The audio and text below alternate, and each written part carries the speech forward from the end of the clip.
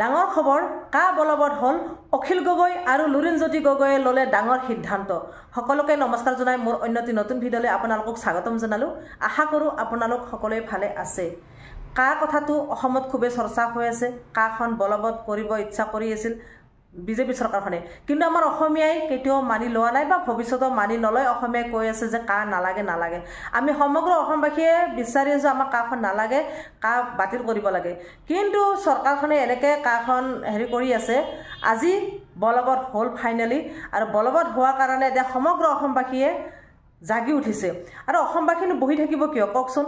কাখন আমাক নালাগে, আমি নিবিচাৰোঁ। কাৰণ কাখন অহাৰ লগে লগে হয়তো এদিন আমি অসমীয়াই অসমতে কান্দিব লাগিব যেন অনুভৱ হয়। আৰু কেতিয়াবা আমি অসমীয়াই চাগে অসমতে ভাত বিচাৰিব লাগিব, আমি কান্দিব লাগিব, চকু পানী টুকিব লাগিব। অসমীয়াই চাগে অসমীয়া মাথাৰ আমি হেৰাই দিম অসমতে, এনেকুৱা লাগে। কাখন অহাৰ কাৰণে হয়তো আমাৰ ভৱিষ্যত বহুত বেয়া আছে। সেইকাৰণে আমি অসমীয়াই কেতিয়াও বিচৰা নাছিলোঁ যে আমাক কাখন নালাগে। সকলো দল সংগঠনে কাৰ বিৰুদ্ধে প্ৰতিবাদ কৰি আহি আছে। অখিল গগৈয়ে কৈ আছে যে প্ৰতিবাদ হ'ব হ'ব। আজি অখিল গগৈ কৈছে যে মোদীয়ে আহি পিনে মোদী আহি পিনে মানে নৰেন্দ্ৰ মোদী আহি বীৰ লাচিতৰ প্ৰতিমূৰ্তি উন্মোচন কৰি আমাৰ অসমীয়াক মেনেজ কৰিব বিচাৰিছে আৰু অসমীয়াৰ ওপৰত কাখন জাপি দিলে। এইটো কোনো পধ্যায় হ'ব নোৱাৰে।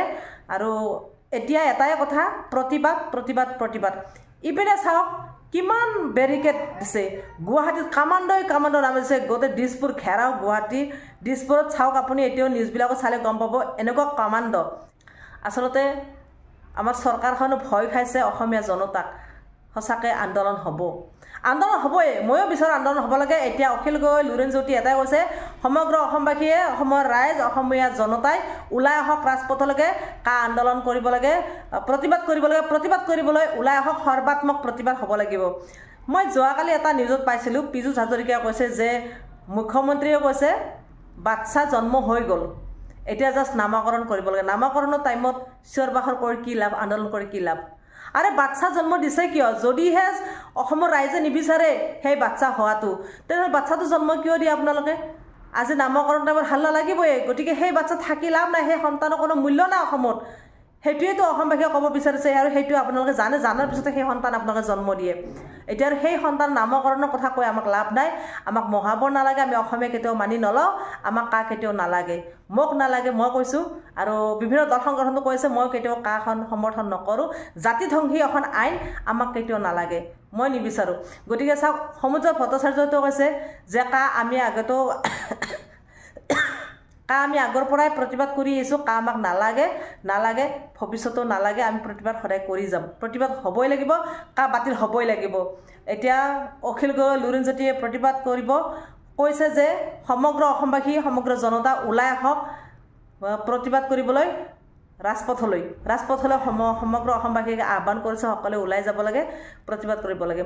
চাওক 2019ত কিমান কি গণ্ডগোল হৈ গৈছে। 5জন যুৱকৰ মৃত্যু হৈছে, টেষ্ট দিছে। তাৰপিছতো আৰু আমাৰ চৰকাৰখনে কাখন আনিব কিয় লাগে কওকচোন? আমাৰ অসমীয়া জীৱনৰ, অসমীয়া জনতাৰ কি একো অৰ্থই নাই? অসমীয়া হৈ জন্ম লোৱাৰ আমাৰ কোনো মূল্যই নাই, এনেকুৱা লাগিছে। তেওঁলোকে খালি নিজৰ স্বাৰ্থটো বিচাৰিছে।